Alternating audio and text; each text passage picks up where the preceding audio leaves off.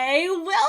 Today we are going to add some more members to the Family Madrigal because Lego has not made enough of them yet. So I've already repainted 3 mini dolls to make Luisa, Isabella, and Dolores. Oh, and on a tangent, I really want to upgrade the Madrigal house. I need to get a second set to be able to, like, there's instructions on the Rebrickable site. You can, very clever people make instructions for MOCs, and I want to have 2 sets of the Madrigal house to be able to make this one that's bigger, but I can't get a second set of the Madrigal house anywhere. Anyway, if I do build it, we'll talk more about Rebrickable and these sort of instructions, but we're not I really want to make it bigger. The family that I'm making, I'm adding extra family members. We need to be making it bigger to fit them all in.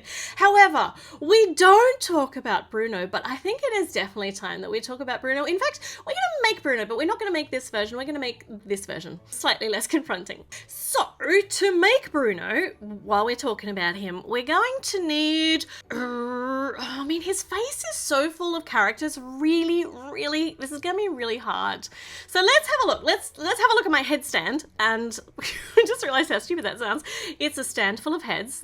And I try to put one of each different head that I have on here so that I have a reference so I can have a look. So anyway, these are all the male ones. We've got some medium nougat heads, which is the color that I'd like to choose for him, but we've got more nougat styles, and not the younger boy faces don't work for him. He needs the more rectangular shaped head like this. Maybe River's face, because I have quite a few of River's head pieces, so I have a few duplicates, so I won't be too sad about having to muck about with his face. So these are 2 different versions of River's face. He's got the fantastic scared face, which would do okay for Bruno, but Bruno doesn't really look scared so much, and I've only got one of these, so I don't really want to muck about with that one. However, I do have about 3 or 4 of just the normal old River face, and he would look really different if I just change his eyebrow angles, and maybe I could just change his face, because Bruno definitely does not have a smiley mouth. So what I have done is I have actually erased his eyebrows and erased his mouth on a different head, and I've repainted them in just slightly differently. Oh, and given him a little bit of facial hair. So this is my slightly dodgy version. I'm just gonna, when I see this in front of the camera lens, like under macro, I see all of my mistakes, but it has to be, it's as good as I can currently do. So now he just looks like a little bit quizzical and a little bit worried. So I like this. It's just a really simple modification, but it makes a whole world of difference, just changing his eyebrows and his mouth. So now we've got what we need for Bruno for a face. Hairpiece, perfect one, already manufactured by Lego. Thank you, because trying to make curly hair pieces for mini dolls is not easy. So we've got perfect hairpiece, so nice. Now let's talk Bruno clothes. This is the bottom that we're going to use. Unfortunately, the skin tone is not the right skin tone, so I need to paint that, and I need to paint the whole thing brown. So here is the pants piece, now painted up with brown pants. They even kind of look rolled up at the bottom, kind of, sort of, maybe. And I've painted, quite dodgily, some thongs onto his feet as well. They're not quite symmetrical, but is Bruno symmetrical? No. And he shouldn't have to be. So I'm going to be covering most of this with a nice big poncho. So first up, though, we need a brown torso. Brown clothes on his torso. I painted another one of River's torsos for this. Basically just coated it in brown, not overly... Why is it covered in dust? Where does all this dust come from? If it's not cat hair on my building table, it's dust. Oh my gosh. All right, so I just feel like I'm smearing more dust on here. But anyway, we're going to cover it over with a poncho. So I'm going to use this existing cape piece as my pattern. This actually came on the Judge from the Lego CMF series number 9, I think. And this is going to be the right shape. Obviously, we don't want the big cutout in the front. More cat hair on it. How does that even happen? The cat's not allowed in the room where I build Lego. Anyway, cat hair gets everywhere. And so I have traced this onto a piece of paper. Not exactly the same. Doesn't obviously matter, but I have made it a little bit longer, and I've put a little V cut out as well around the neck. So this is going to be my pattern, which at the moment just looks like a sandwich board sitting on his shoulders. So I could kind of round this over on the top just by gently pinching it between my fingers, and that gives it a little rounded shoulder thing. So I was thinking about what material to make this out of, and I've made capes before out of material and then put fabric you know, fray stop and stuff on them, or glue to make them not fray, but they still fray or they get really, really hard. So they're way too stiff. Like this Alice in Wonderland doll that I made a couple of years ago. As you can see, material just frays. It's not, that's how it's made. It's woven. So I was trying to think of an alternative for material, but I didn't want to use paper because paper's kind of stiff. But you know those things we've been using every day for the last 2 years? Yes, face masks. I had an epiphany that these are like soft, but like they're like tissue, but they're strong tissue. And I could paint it, and if I paint it, hopefully, it doesn't make it too stiff because it's already really soft. So I had an experiment with some face masks. So these are the internal pieces. This bit here is really nice, and I try to go with this. These ones are really good for other things, but not for this because I actually have like a little circly pattern in. So when I painted on it, you could just see the circles. But this inside part of the basic mask is a soft papery tissue with stretch in it. And when I painted it, it looks like this. So this is my sample piece, which I actually drew on to try out pens and stuff on it as well. And it looks okay, but I feel as though I needed to iron it maybe before I painted on it because there's all these little ridges in it. So, but it does work really, really well, and it doesn't rip like paper, and it soaks up paint so nicely. So yeah, this was my first experiment, but then I thought, I've got these, I should try these as well. So these are inserts for fabric masks that you can put in the pocket of your fabric mask and throw this bit away.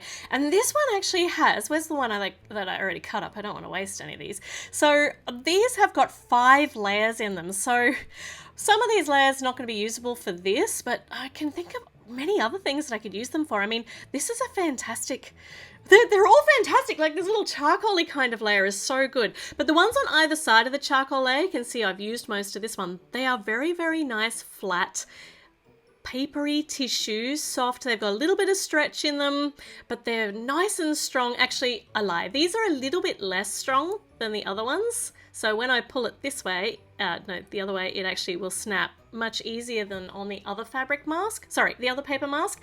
But because they were really, really flat, like really nice tissue paper, this is the one I decided to use. So this is what I've used for the capes for Bruno and for Camilo, who we're doing in a moment. So I took it, I painted it, and I did little cuts on the bottom, and now to make the tassely bits. So this is Bruno's mask. No, it's not a mask. It's not a mask anymore. It's much more fun. Bruno's cape, which is paper, but better. So this is now covering some of the multitude of sins on his brown outfit. Look at that! Now we can talk about Bruno because he's got a complete outfit. Isn't that cute? Actually, yeah, his poncho's not sitting as well as I would have liked, but I'll fiddle with it later. And he's going to have a couple of accessories. He's going to have it's supposed to be a rat, but he can have a mouse because the mice are so much cuter in Lego form than the rats are.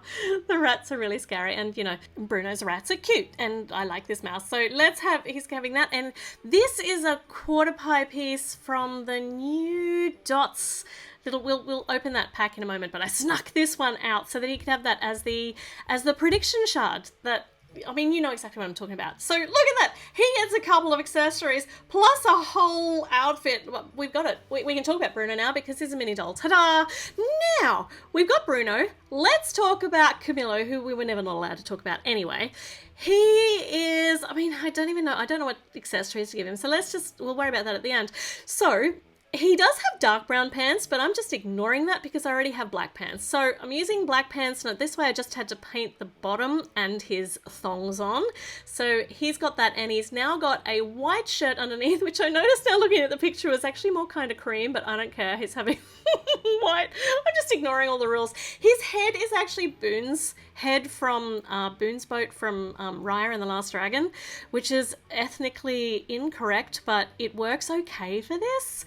And it's got a really quirky, cool expression, so it works nicely.